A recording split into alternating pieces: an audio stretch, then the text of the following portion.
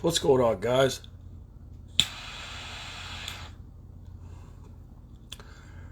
Wait 2 seconds for my guest to join, and there she is.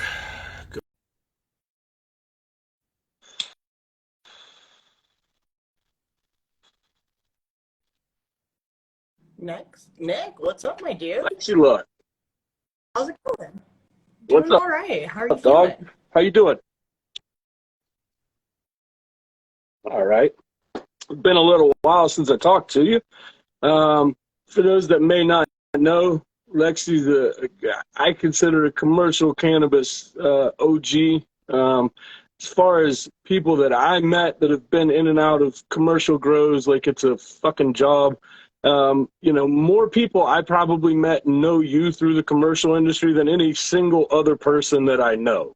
Um, So it's one of those when I thought, people that I want to have on that know the commercial weed game, that know, talk that talk and, know a little bit about everything in the weed business. You were one of the ones that I wanted to chat with.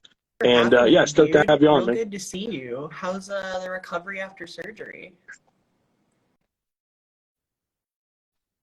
I'm doing good, man. I'm finally back on my feet 100%. To be honest, the worst part of it was just having to put everything on hold for a month and then come back a month later and try and pick everything back up and start juggling again. And, when you go from a full sprint to completely stopped, it's tough to get right back on top and, jump right back into it. But yeah, it was the surgery itself wasn't that tough. I mean, honestly, the hardest part was just it took me about 2 weeks of recovery before I could like really do stuff again.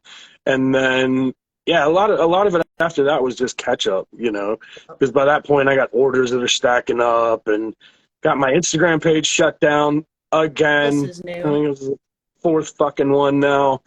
And yeah, and I mean that's just become a minor inconvenience at this point because instead of it being, like when I lost my 30,000 follower page, that was tough. But at this point, it's inconvenient because I got to go refriend everybody and follow everybody again every time I lose a few thousand weed picks, and it's an inconvenience. It's not the end of the world. After the first time, like we did everything we could to kind of diversify our advertising and moved, got our own website and did all this other stuff, and then after that, it wasn't that big of a deal because it's just another advertising Just a pain platform. in the But butt. yeah, it's just annoying. Yeah. So one of the things that I think would be great to talk about, and part of the reason that I've had you on is, one of the things, kind of recurring themes that we've discussed at this point has kind of centered around commercial grows, things that people don't necessarily know about the weed they're buying at dispensaries. Kind of these discussions have generally been kind of the stuff that you and I would talk about if it were just us shooting the shit, and that tends to be everything from the fucked up things that we've seen in grows that aren't ours to things that we've had to deal with and, largely in commercial grows. And, yeah, man, I mean, that's one of those things that like, I don't think a lot of people understand what happens in big weed grows. I think they think it's a lot of fun and everybody's hanging out, smoking weed and chilling, and all the weed Join, is just amazing. And, you'll pass the weed the back to reality me. is That's how everyone thinks it goes. I kind of wish it was like that, to be honest, because most of the fucking people I worked with could have used to get high, you know? But, yeah, man, I mean, To say this, what's that? like earlier this week or something, I was talking to a gal and just offhandedly, I mentioned something that I thought was totally normal. Do you recall when you and I had to do push-ups in the hallway of one of the grows? And something like that just seems so totally normal, just in the reality of commercial grows. So I had mentioned this to her just offhand, and she was like, wait. It's like, oh no, lined us up in the hallway. We all had to do push-ups next to each other. Like, this is just a total normal part of girl life. She was like, wait. It's like, you mean normal people don't have to do these things at normal jobs? And she was like, you need to tell me where I need to stop spending my money. And I was like, that's the bottom line. That's the bottom line is people need to know these things so they can stop spending their money in places that think weed is a good TikTok video and everyone doing push-ups in the weed plants. Like, what is that? Yeah. Well, I mean, there's a certain amount of it that if you would ask me straight face, like what dispensaries are good ones to go to, I would honestly tell you grow your own weed. I would tell you the best thing you could ever do for yourself. You're a cannabis consumer in a legal state. Find out what the laws and regulations are in your state. Grow your own. Grow your own. Because I think we all had the experience. Many of us that have done it a little bit have had the experience of you get this new gig, everything looks great. Your first few weeks are like, I'm stoked, I'm on a new team, I'm ready to do this. And then after about 2 weeks, you start to see the cracks, you start to see the corners getting cut, you start to see the places where it's just like every other grow. And it's not to say that cannabis is a business, like anything else in a capitalistic society, it's a commodity. And the goal is always going to be to grow it as cheaply as possible and to sell it for as much as you possibly can. But the reality is 90% of the time, the corners that get cut are around safety, efficacy, employee safety, consumer safety. And these are the things that usually when a state legalizes and comes in and says, okay, weed's legal now, these are the things that are usually afterthoughts. It's such a big afterthought in the industry here, specifically in Colorado. And all of the afterthoughts that came out of that are exactly what you mentioned, is consumer safety, employee safety. Safety was such a big afterthought, even in ways that people had never thought. Like, oh, I can't spray any pesticide onto a cannabis plant and set it on fire and inhale that. So no one had ever really put that sort of thought into growing cannabis legally or commercially. And then the fallout here is what you and I exactly have to deal with all the time. You talk about employees being hurt. Like, I have an endless list of things that I've suffered injuries from in grows. I know you have too. I could think of a handful of people that will probably never go back to the weed industry just because of injuries they've suffered or long-term health effects that now they suffer from working in the weed industry. Like, I was a person that never used an inhaler before working in the weed industry. Now I use 2 different inhalers every single day. And it's difficult to attribute that to something that you love doing, but it's easy to attribute it to something that's not regulated well. From Colorado. You're a native, right? You're from Colorado? Yeah. So you saw the industry both, well, the medical industry, I suppose, before actual legalization and then after, which is kind of a rare perspective. There's not a whole lot of natives. I mean, there's just, it was the rare unicorn in my time there was somebody that had been there and grown up there and was from Colorado. As a teenager, growing up in Colorado, you had the option of knowing somebody that had a medical card. So when I talk to people about my experience, they're like, you never smoked swag growing up? And I was like, I had no idea what swag was growing up because I grew up in Colorado. So I always had the option of knowing someone that grew weed. So I saw it before, and then I've seen what it's become in every stage of its evolution of basement growers, pseudo-legality, medical, and now commercial. Right. I think for me, growing up, on the East Coast, Colorado was always looked at in kind of the same lens as like Humboldt, of areas that had a long and traditional, scene of large-scale cultivation or of quality weed to some degree. But I got to be honest, that wasn't my experience once I got there. I was sorely disappointed at the quality across the board. Most of the best weed that I saw was from small closet growers that wasn't really, from a large grow. I mean, there were a few exceptions, but like for somebody who had always heard of like Colorado weed, and maybe once again, I spent a lot of time in Denver. So like, maybe when you get up in the mountains and in other areas that aren't right around the metro, maybe that's different. But like, as far as product that I saw, I was It sorely sucks to hear that disappointed, from a lot of generally people. speaking. People just sort of have this great image of Humboldt and Denver or Boulder specifically. People are just like, Right, oh, Boulder, yeah. CU Boulder, that's where you got to go for 420. But when you get out here, you realize the humidity is 0.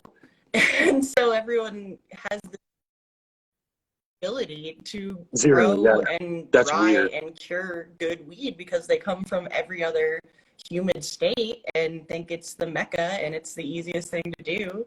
So they move out here and suddenly it's a completely different area. So it's really disappointing, unfortunately. The thing that I will say that is starkly different about Colorado than when you compare it to like a state like California, which, you know, once again, those two I think are somewhat fair comparisons in that they both have a history of commercial production that goes way back past, you know, legalization.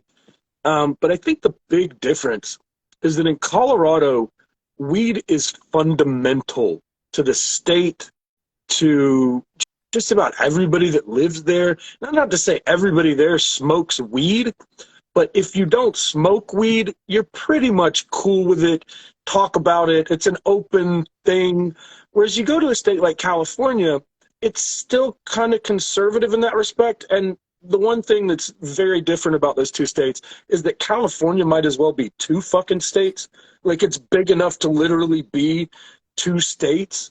And For sure. so with that many people, it's a lot different to just say, you know, but it's not, in my opinion and experience, it's not as cultural in California. Now, people think Cali, they think weed, but the reality is it's still kind of a hush-hush thing. It's not as open. It's not as widespread as I would say in like Colorado.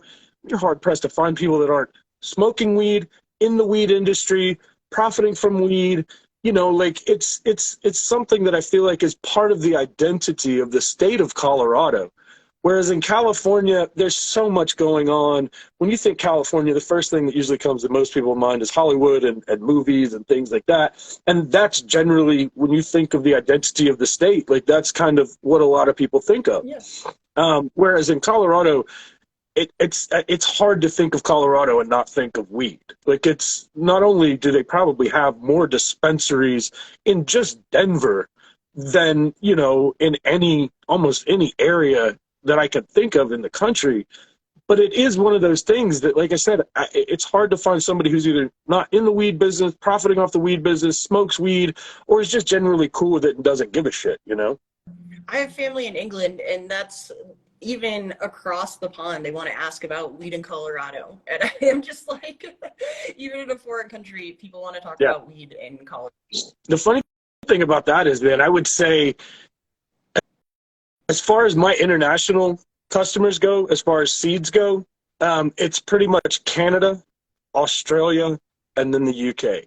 And they are passionate about their weed in both England and in Scotland, Wales. They're passionate about their weed. And it's one of those things that as far as other countries whose industry is growing, growing quickly, like that's one of those places I could see really quickly legalizing and it just being huge. Oh, yeah. They're probably on path to legalize. They've already started to legalize CBD products. Yeah, and they're so close to other parts of Europe. So they're probably on their way to it. So let me ask you a quick question, just getting back to cultivation and to commercial grows. I don't want to throw any grows under the bus. So we'll tread lightly here because there's a few that, with the kind of shit we'll probably delve into, I don't want to get any cease and desist or anything like that. Right. But roughly speaking, the first commercial grow that you worked in Colorado was roughly what size? When I first started working in the commercial industry, I worked for a grow that had 2 locations. They were slowly renovating one location and were sort of hubbed out of a small warehouse. This isn't the big grow that everybody that I know through, correct? No. Okay, cool. I got This this grow, had a couple locations, not 200 licenses or anything like that. Right, But right. when I first started working for them, they had a pretty small grow. It had one bedroom with maybe like 12 lights. It was basically a refurbed hallway inside of a warehouse. It had, I think, two blooms at the time when I started working there, maybe like 50 lights in each bloom. I think they transitioned it into opening a third bloom. And the gist of it all is once they started realizing that they were going to need more space for everything that they had, they transitioned into opening the second warehouse. The second warehouse had like a shipping bay on one side, so it was used to receiving semis, and then more of like an HR based side of the warehouse. But there wasn't any sort of intelligent way to refurb the shipping bays. So they decided to start growing in the HR office side of the warehouse. And when I first started working in the weed industry, this didn't seem too odd to me. It sort of just seemed like, yeah, it makes sense. You buy Well, warehouses. we've stuck grows in all kinds of weird places up Yeah, until now. So yeah, it's exactly. Greenhouses weren't just popping up across the street. They had to refab whatever warehouses we had. And so it was about the time that I was vacuuming the carpet in the warehouse underneath the plants that I was like, wait, carpet? the carpet, Wow. dude. Yeah. Because it used to be in an old office building. When I was vacuuming the carpet, that I was like, this doesn't seem like the smartest or maybe like the most hygienic way to grow weed. I'm literally vacuuming runoff out of old office carpet and picking up plants and setting them on trays and shuffling them around. So this was the first introduction I had to working in weed grows, was this really ridiculous refurbed warehouse that was still partially an office building for So that kind of purposes. touches on something that I've spoken to a few times in my experience in Colorado, was that, and I don't think a lot of people understand why this matters, but most of the grows that I worked in were repurposed buildings. They weren't purpose built for cannabis. Nope. 99% of them were literally, I mean, I think the one that we worked in together was an ex-lumber warehouse. I worked in an auto body garage. I worked in a couple that had probably been some sort of office space that, like you said, at some point, In a forklift factory. It still industrial had like right. It's some sort of industrial with an attached office. Yeah. I did a lot of those. That's exactly what And it so was. the reason that people don't understand why that's such a big deal, and especially like you just said, I mean, you're dealing with shit like carpet. You're dealing with, that's the worst. I mean, the real problem in dealing with buildings that aren't purpose built for cannabis is environmental, HVAC. There's almost never enough. And the problem that I ran into a lot of times was that in Denver specifically, I mean, you're talking about -10, -12, and inside you still need to run AC. So most of those units aren't built to run in the middle of the dead winter. They're not built, and a lot of it is just kind of stuff that's put together. Like I think the grow that you and I worked in together, which was, I think it was 80,000 square foot while we were there. Huge. And they were in the process of doubling that maybe right after we left. And that was, I think it was actually either a dairy plant or, like I said, a lumber yard or something like that. Like I kept hearing people call it an old meat factory all the time, and I was just like, meat factory. It was in that area where that's all that was over there was like food processing. The reason I say I felt like it was a dairy plant was, something dairy. But anyway, the thing about that place was, I mean, I can't imagine what they had spent on HVAC. I mean, just that hole in the parking lot, there was a whole, almost half a parking lot. You could park 15, 20 cars in the size of their, HVAC situation. Huge. And it's like, yeah, it was huge. It was absolutely huge. And to be fair, that was one of the more well-built grows that I had been in, not necessarily well-run, but well-built. Yeah. If I could walk into that grow tomorrow and take over, we'd be making millions. We'd be making scary money, and that kind of brings up another thing that we've touched on a couple of times in a couple other podcasts that I've done, is that so many of the people that are running these companies aren't weed people. No. They're normal people that made a lick of money in real estate or, in some other business, or they're just really good at pulling together capital. So the reality is, because I remember a guy once that won a ballroom dancing competition, and so he took his prize wow, money and built a grow. So that was his background, and I was wow, just like, what? yeah, that's a first. I worked for a couple of real estate. I know there was some. I did a day at this grow, and I showed up and nobody spoke English, Oh no. and they all spoke Russian. Oh my God. And I know what I'm talking about. after a couple hours, we went to lunch and I got in my car and I just left. I was like, yeah, that was one of two or three that I did like an afternoon of work, and then I was just like, this thing. For them. I think it was a Craigslist. I want to say it was a Craigslist gig. I mean, it was one of those that I picked up like just in between two other jobs and was just taking whatever would come my way. I was like, I don't care, whatever. But yeah, I mean, the other thing is, we get kind of back to when you started at that first commercial grow. This had to have been pre-2016. And 2016 was when they came in, changed the pesticide laws, kind of made all of that stuff illegal. And so I've said before, every grow that I worked in before 2016 had Eagle 20 on their shelf. 100%. 100%. Yeah, hands down. This was maybe 2012, maybe 2013. It was before anyone had really thought about applying any sort of like PPE to the weed industry. So it was more like, go over there and we're going to spray this half of the room and then trade, and we'll spray that half of the room and you can keep pruning on this half. So there wasn't really any sort of thought put into it. There wasn't any sort of afterthought put into it either. At that point, nobody really knew that if you pyrolyzed myclobutanol, it would turn into toxins. Nobody had that on their radar at anywhere, Right. or thought about their employees standing down there spraying it. Spraying it, yeah, without any sort of, I mean, even respirator. Like there was a couple of gigs that I worked at where respirators were a luxury. The refurb forklift factory I worked at, you had to pick a buddy that you really liked and you had to share respirators and hope for the best. Like, Even you got to then, spray today, even okay, then, where's my respirator?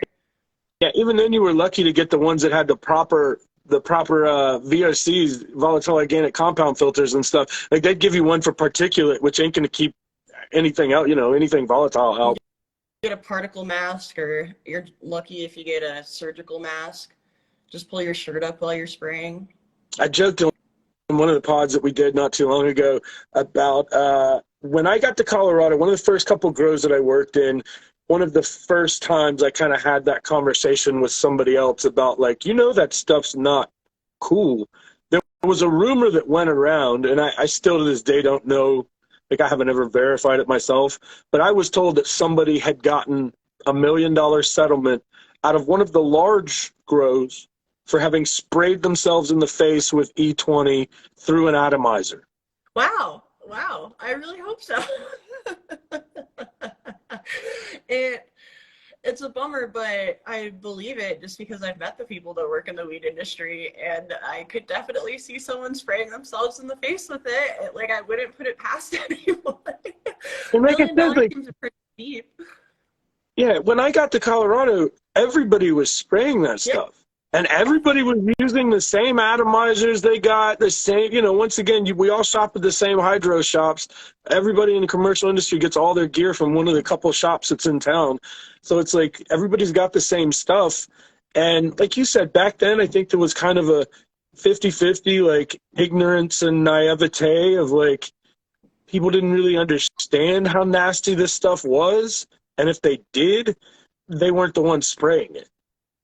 I mean, the reality of it is the people that moved here to work in the weed industry were people that weren't doing something really fantastic with their lives anywhere. And I don't mean that in a negative way. They weren't lawyers, doctors, established people in any other sort of state. They thought, this is a great opportunity. I have some time to get up and explore this opportunity. So being the ambitious people that they are, they didn't move here with a background in biochemistry or biology or any sort of understanding. They didn't come here with their pesticide license. They came here, they got sat down in an office, and they were told, watch this video that tells you the difference between a miticide, a pesticide, a fungicide. Go sign this paperwork and spray this stuff in the basement. And everyone was like, weed's cool. This is the greatest job ever. I can tell my friends that I work with weed while I spray this plant.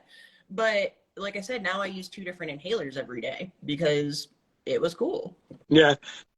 You touched on a couple of things there. Like, one of the things that I've mentioned dozens of times is that the reason that absolutely everybody in the weed business, at least in Colorado, was considered and treated like they were absolutely expendable came down to the fact that every single day another bus pulls into town full of young kids, 20 years old, from Lincoln, Nebraska, from middle of Texas, from, you know, all of these parts of the country, and they just want to work with weed. They don't really care what they have to do. Most of them put up with it long past where you or I would have. You know, they'll do it for near nothing just to be able to call their friends back and say, hey, I work with weed, like it's the greatest thing ever.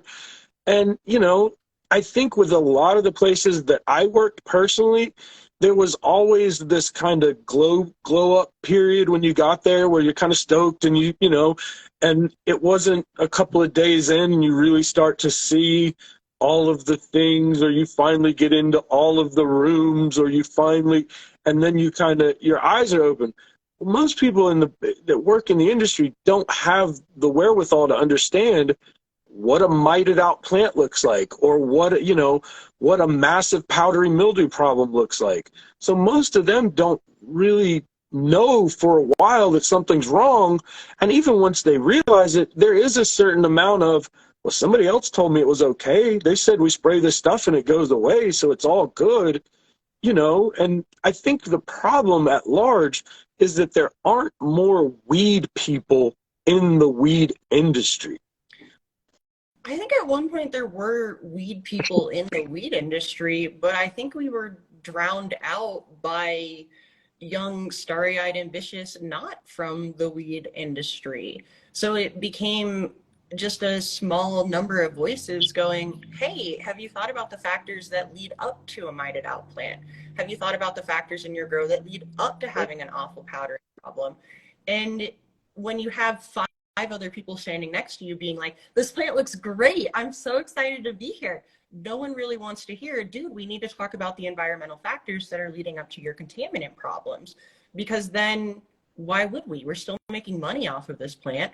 Joe Schmo next to you is stoked to be here to shake the mites off, trim it, and send it out the door. Yep. So there's no real incentive to address any of these problems. And there's no like backing or any sort of backbone behind enforcing any of these problems. There's also very rarely any adults in the room.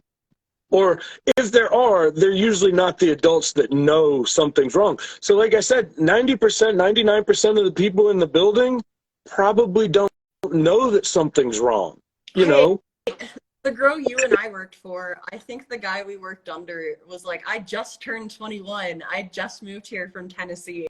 I just went to my first concert ever. It was so amazing. And you and I looked at each other and we were like, wait a minute, we work for this guy?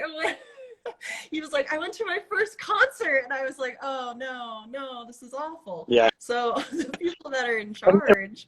And once again, that was probably the biggest indoor grow in the state at the time. Hands down. I'd say it's probably still one of the biggest grows indoor. And I'd say largest at this point because they hold the largest number of licenses in Colorado. Yeah, and it was always funny with that place because it was always told to me that their ethos was they had no interest in being the biggest weed company in the country. They wanted to be the biggest in Colorado, and that's all they cared about.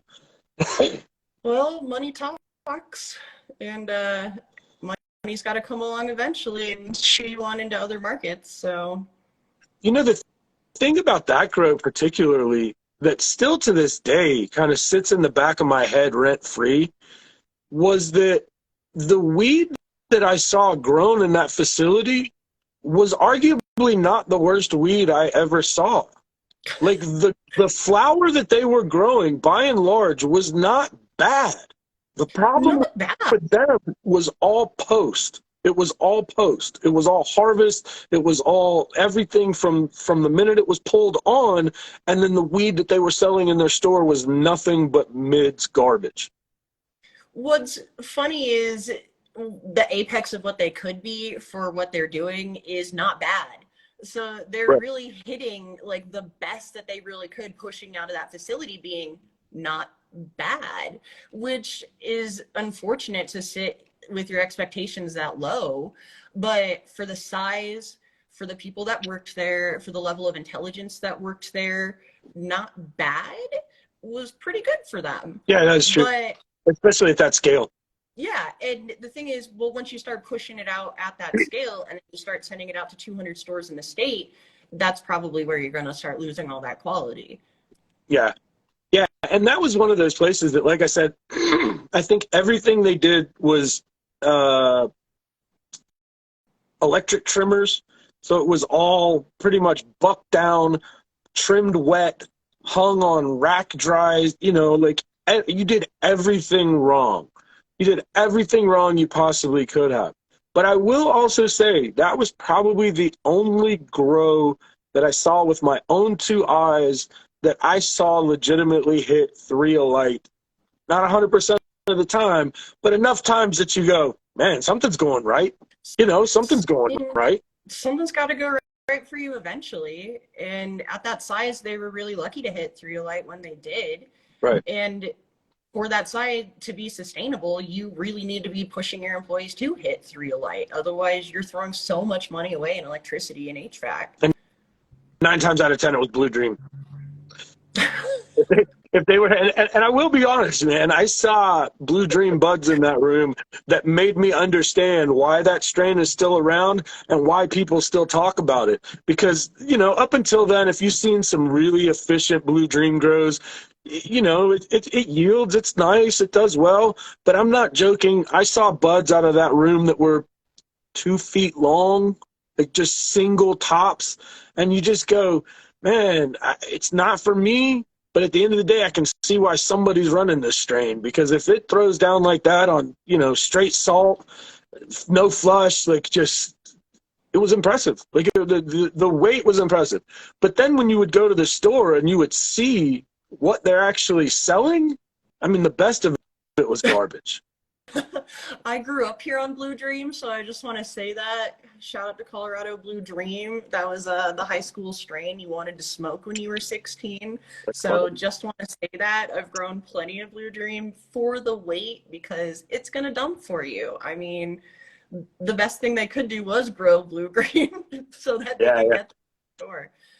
But anytime you went into one of their shops, I mean, you can't dry anything in 0 humidity here. That's well, it's just so tricky because, like, the thing that I came to realize with that arid of a climate is it can be done.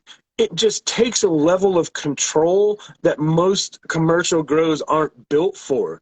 Because the first thing that happens is, whereas on the East Coast, if you're drying weed, and it might take you weeks to get something dry, whereas in Colorado, it took 48 hours. I joked about the Colorado cure. It's 48 hours and then sell it because it's about to die. Yeah.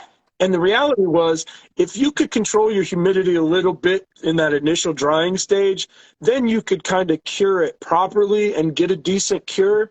But no commercial grows are curing weed. Like that's an antithetical idea in the weed industry. That, and I mean, how are you going to cure weed in a warehouse that was designed as an office building? Right. And like I said, I mean, I don't think it was until maybe 16, 17 that there was an actual grow in the state that was purpose built for weed.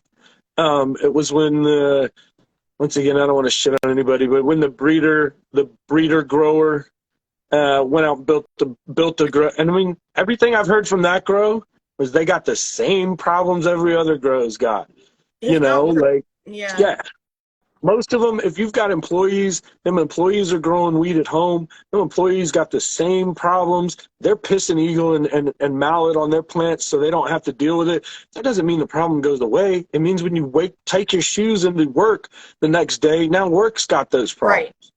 And it's like, I worked at one grow in all of the grows that I worked at in Colorado where we had to scrub in, scrub out, and we had to have a special pair of shoes that stayed in the grow. One grow. That was Drew, and that was all Drew. That was the fact that ran that way and it was enforced every single day. That was the grow I worked with Drew, and it was, I mean, we grew dank weed. It was honest to God some of the dankest weed of an indoor commercial grow that I worked at. Drew's fantastic. Fantastic. Good He people. carried that grow for sure.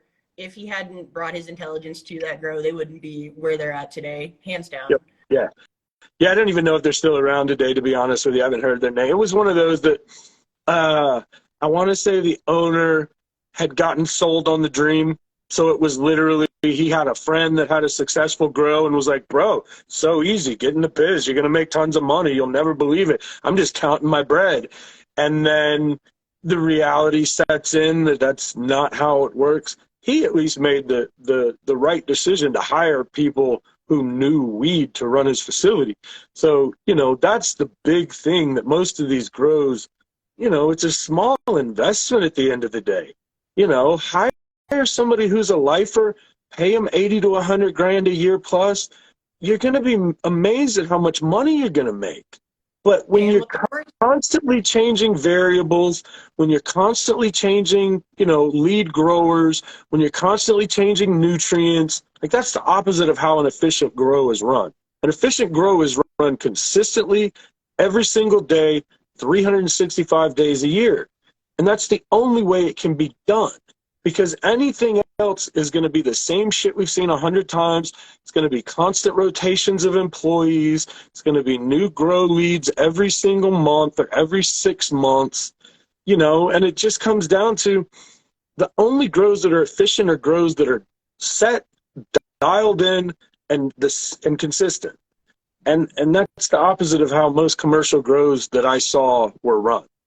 What makes your home grow successful is you are the person that looks at it every single day, and you are the person that cares about it every single day. So you're willing to put in the hard work when the hard work comes.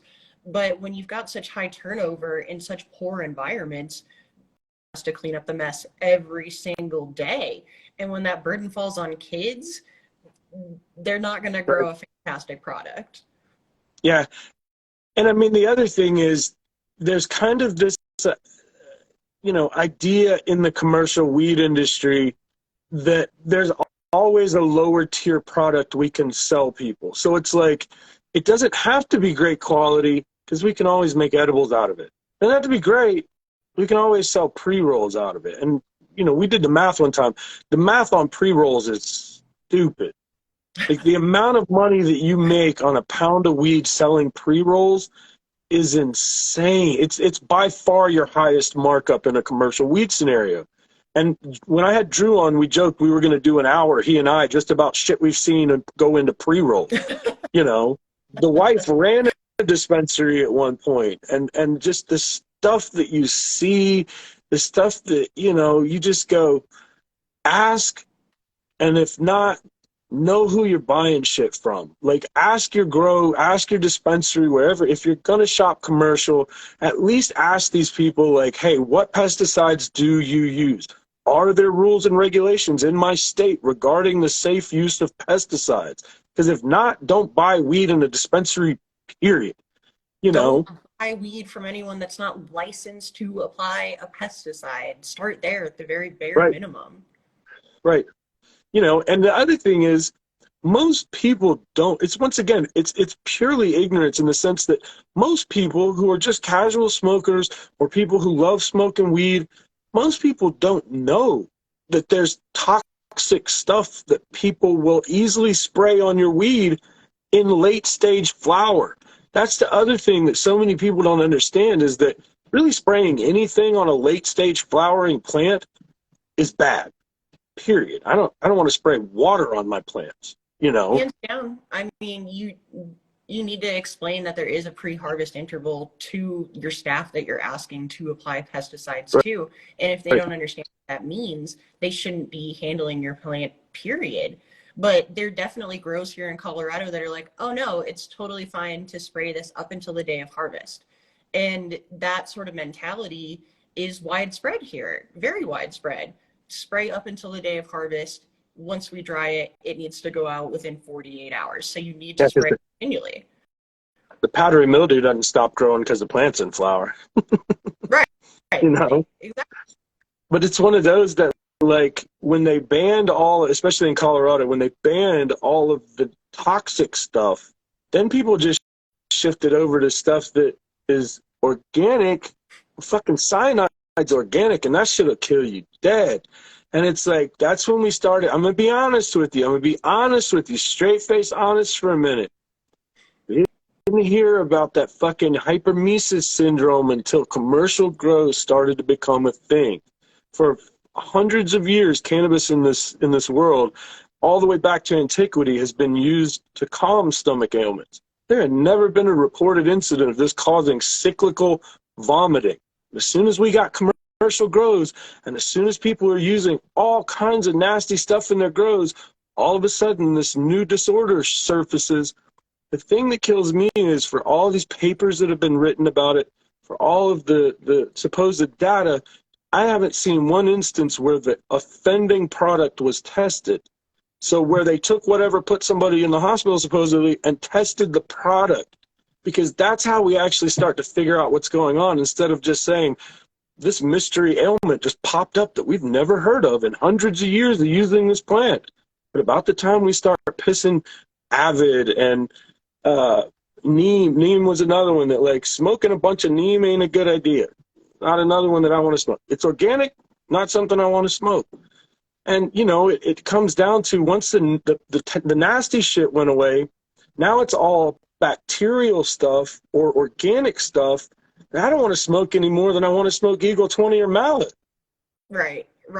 And to circle back around to people being like, oh, you smoke weed, it must be cannabis hypermeses.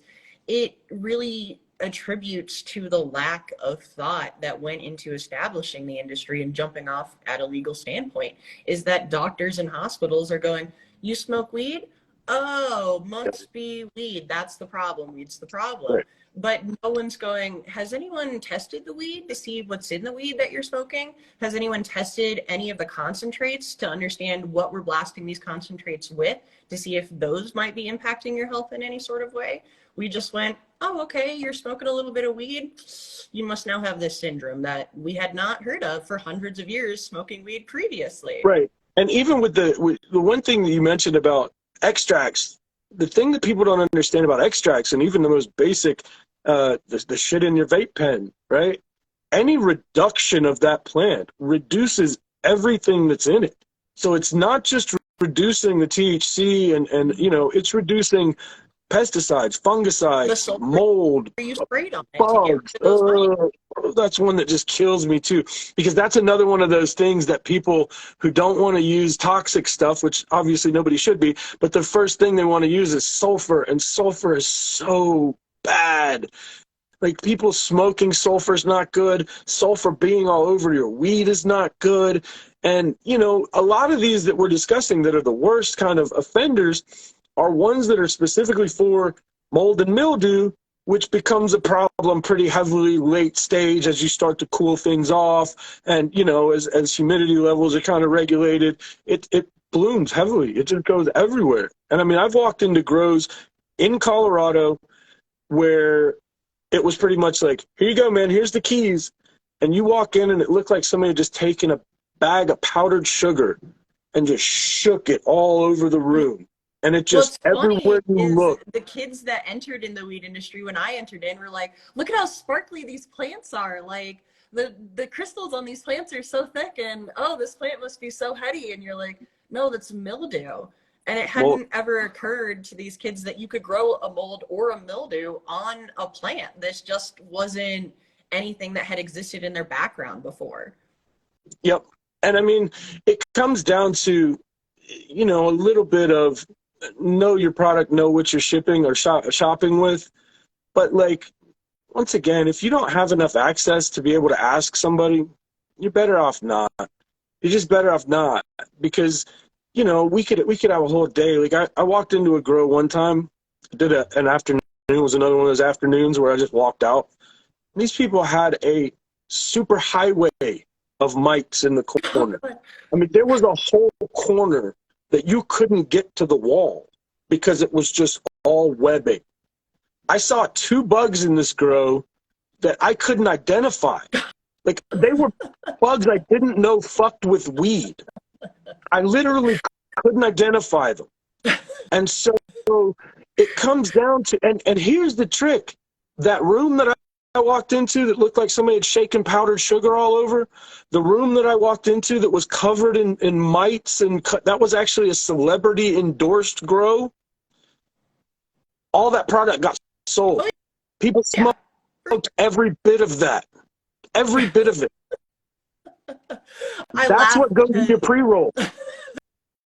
I laugh because I used to work in a grow, and we went outside to break one day, and we're sitting in the car, and the car has black leather seats in it. And you look down at the seats and you can see the mites crawling off your shirts onto the black leather in your car. And you can see the mites crawling around in your car. And you're like, this is just normal. This is what it's like. It's normal. This is totally normal. This is fine. I had dreadlocks when I was 15. I had dreadlocks for like 8 weeks, right? Maybe 10 weeks. I maybe did 2 fish concerts with my dreadlocks. The first time I saw a bug crawl down my arm, and I realized I had fucking head lice because I had been wooking too hard, right? That was it. That was it. It was it. Like, I shaved my head that day, and it was the last time I ever had hair. It was the last time I ever had, seriously, like, it was it. It was it. And it's one of those things that, like, nasty stuff like that, it just makes you think twice about, oh, do I want to be here? Is this worth my time? Is this, you know, I don't know how many grows I worked in before I finally knew enough to walk out when it was bad. Now, not in the sense of I didn't know there were problems, but it's one of those that, like I said, you don't really realize how bad the problems are, because there's a compartmentalizing in the industry of, like, sometimes you only see and know, you know, to your pay grade and what you need to know. And if you're not like you or I, who have a little bit of foresight to be able to see maybe what you're not seeing, you never know. You never know. Like, Yeah, I don't know. I feel bad for the kids that show up and they think it's going to be Humboldt and it's going to be outdoor and it's going to be the cutest little weed farm that they've ever worked on. And the bugs will probably be praying mantises instead of mites crawling across your car seats. But the reality of it is, you're right. You have to compartmentalize it, because you show up every day and you think, well, this is my job.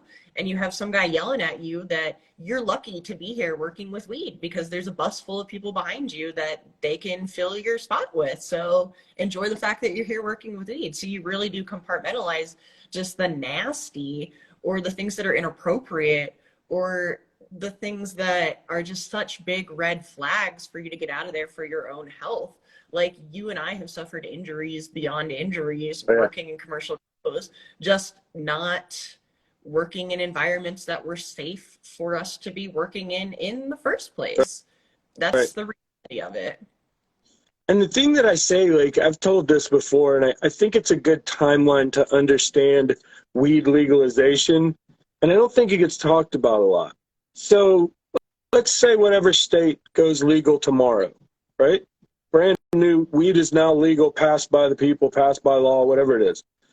The first 3 years are just going to be, how do we get enough grows for people?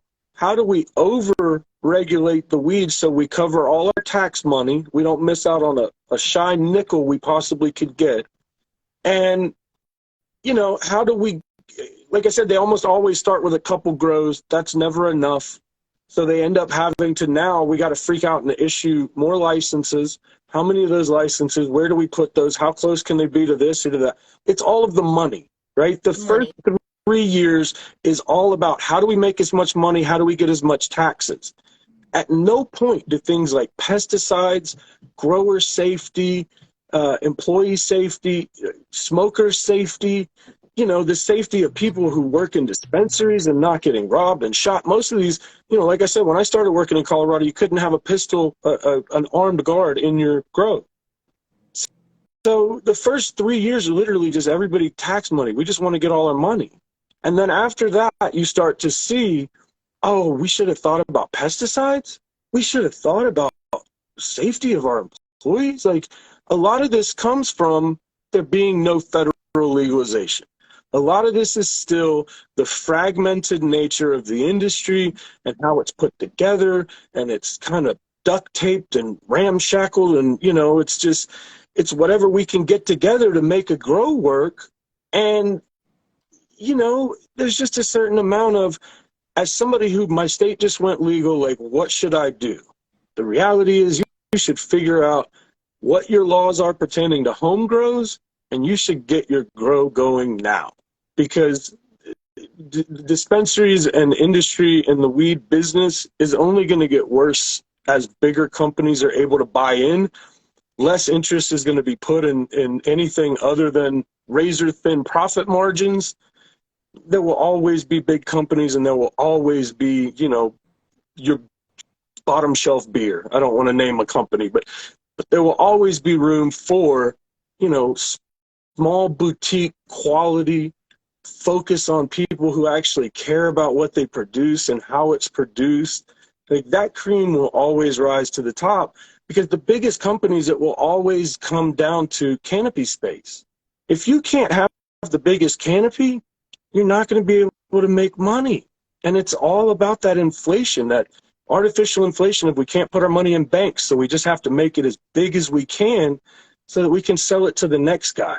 We can make it look as appealing for the next guy.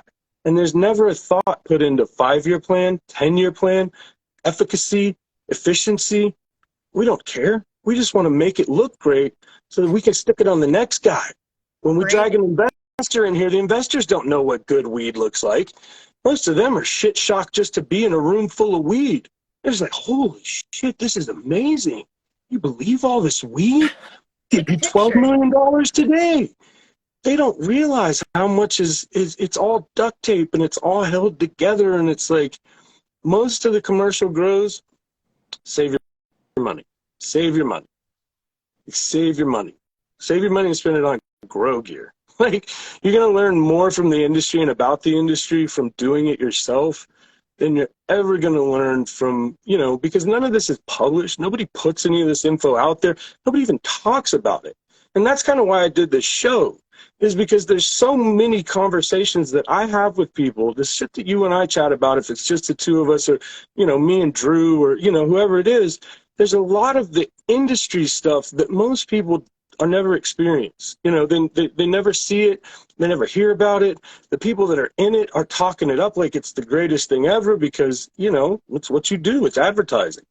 But there's a little bit of, this show was always intended to be kind of the stuff that they don't talk about, the stuff that's happening behind the scenes in so many of these grows.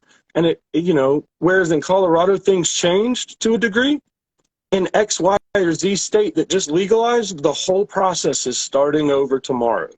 And it's one of those that once you kind of understand, then you can at least see it when it happens in your state or your grow or, wherever you're located. When it happens around you, now you have a little bit more wherewithal to say, okay, I at least know what to look out for and not just be blinded by the legal weed thing. I used to joke that the start of the weed industry was very similar to Upton Sinclair's The Jungle. If you've never read it, it's a retelling of the start of the industrial era here in the US. It's predominantly taught in high school. You just read blurbs of it. However, it really goes over workers in meat warehouses, workers in coal factories, the start of the industrial era, and those workers falling into vats and losing their arms. And that was what it was like starting out in the industry. Did you that they just said, hey, let's legalize it. We'll start here. Yeah. Did you ever run into an OSHA regulator in the weed business? Never in my life. And I've been to the emergency room multiple times in the weed industry, and I've never met anyone that works for OSHA ever. So yeah, I hate to interrupt, dog, but we got like literally, and we're pretty much 4 or 5 minutes. Just a quick plug. I don't know if you have anything going on. You don't really do a whole lot of above ground weed shit anymore, right? I work with a lot of different types of plants. I decided that I would learn a lot more But if I started anything you need to lots of them. plug, websites, Instagrams, anything like that? Nothing like that.